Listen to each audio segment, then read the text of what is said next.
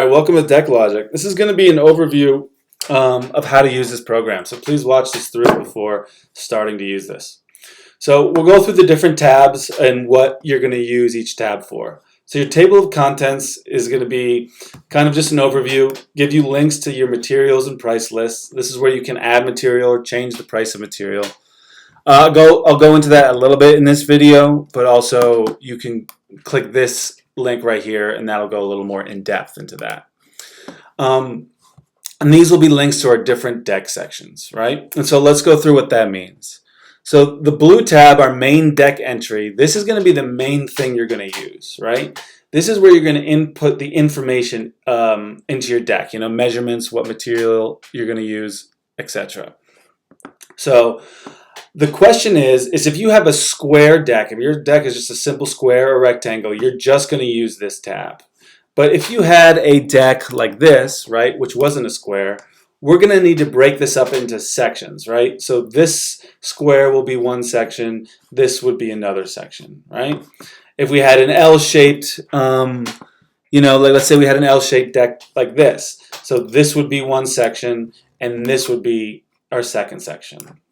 So you can see we have our second deck section and a third deck section available to kind of break out more complex deck shapes into different sections. But you always have to start with your main deck section. So all these will pretty much look the same.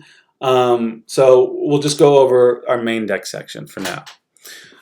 We have two kind of areas that we can interact with. We have our yellow area and we have our blue area.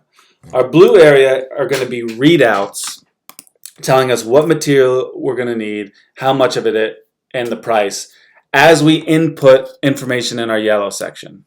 So you can't really do anything in the blue section except for kind of just get information of what material you're going to need as you put information in here. The only place you're going to interact with in the blue section will be right here at the top where you can include what you want to include in your estimate and takeoff, right? So a checked box means it will include the thing that it's next to. So if you don't want to include trim, just click trim, unclick trim, and it won't include trim. So in our yellow section, this is where we're going to input our information. And the only two colors we need to worry about are white and light blue, right? Light blue is going to be a drop-down menu where we select the options, and white is going to be areas where we have to enter information in manually. So just kind of come down this list, right? Just follow it, inputting the information it's asking for, and you're going to get exactly what you need.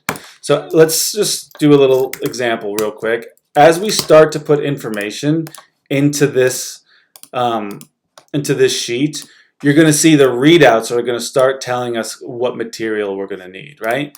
So that's basically how it works. You're going to input your information in here, and then you're going to get readouts in real time over here of what information you're going to need. Now, in this section, you're going to see we have 1, 2, 3, 4, 5, 6 different sections total that you're going to need to go through. And at the beginning of each section, you're going to see an overview video. So if you click the links at the beginning of each section, that will kind of walk you through kind of how this section works, right?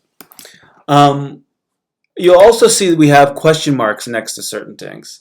Anytime you see a question mark next to something, that's going to link you to a video that will explain that section in a little more detail, right? So when you come to a section, watch the overview video. If it makes sense, good, you can just go through it. If you have further questions as you move through, make sure you can click the question mark, and that will link you to a video. Now, you're also going to see plus signs. You're only going to see plus signs next to a material drop-down list. So whenever you select, it asks you to select a material. For example, this is concrete. It's asking you what concrete you want to include. This plus sign will link you to this place where you can either change the price of the concrete or add whatever material you like, right? So if you can get concrete for 1 cubic foot for $5, right, you can go back you can see that this has now been included, and the price will be included as well, right? $5 for a unit price for my favorite concrete. So those are really important to know as well. Our final summary tab, right? This is going to summarize all the information that we've put into these tabs right here. It's going to summarize it in this final summary tab.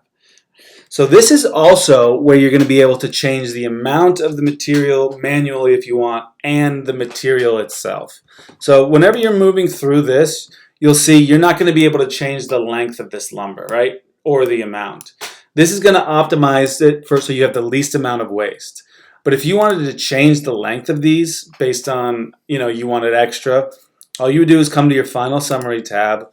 Let's say you wanted to add, you wanted a couple extra joists. You just change 16, type in 18 right there. This will be our manual entry column where you can change the amount, and this will be where you change the material amount. And so let's say for our posts, we want to use 6x6x16s. We just come over here and we choose 6x6x16s, right? And then once again, we want to change the amount right there.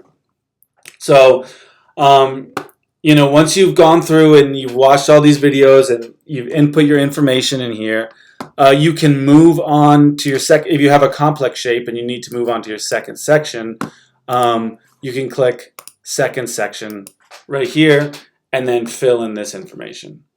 Now, when you go through and you are working in this section, you're not going to be able to, it's going to simplify it, right? So you're not going to be able to select what railing you're going to use, right? Because once you've selected the railing type in your main deck entry, it's going to say, hey, you're going to use that same railing in these sections as well.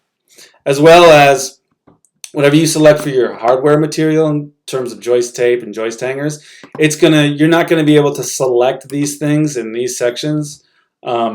It's going to use the information that's in this sheet and apply it to these sections. So just know that you have to fill in this section first.